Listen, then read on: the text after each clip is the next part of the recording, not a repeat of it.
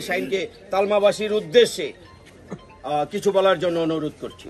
প্রিয় আমার এলাকা তালমা ইউনিয়ন, আমার জন্মভূমি, আমার এলাকাবাসী সবাইকে আমি সালাম জানাচ্ছি। আসসালামু আলাইকুম।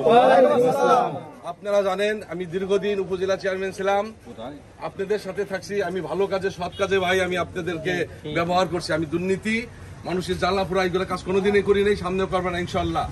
আজকে আমরা বাংলাদেশের 2024 সনে আজকে আমরা পুনরায় বাংলাদেশ স্বাধীন হয়েছে। এই স্বাধীনের মর্যাদা হয়তো আপনারা কেউ দেখেন নাই। আমি ঢাকা রাজপথে আমি ছিলাম। আমি জানি আমাদের সন্তানরা না খেয়ে সারাদিন সারা রাত রক্তের বিনিময়ে এই স্বাধীন গ্রহণ করেছে ভাই। আপনাদের শান্তির জন্য আমার সামনে এক ছাত্র ভাইয়ের মাথায় গুলি লেগে ভাই মাথার ঘিলু উঠে চলে গেল ভাই, আমি পাশে ছিলাম ভাই। আল্লাহ তাআলা আমাদেরকে হেফাজত করে রাখছে।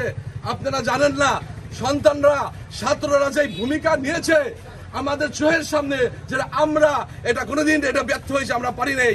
এই জুলুম অত্যাচারের ভিতরে সন্তানদের রক্তের বিনিময় আপনাদের আজকে একটা সুন্দর সমাজ, একটা শান্তি প্রতিষ্ঠিত করে দিছে।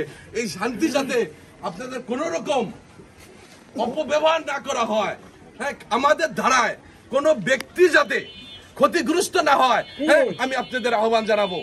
শুধু তা নয়,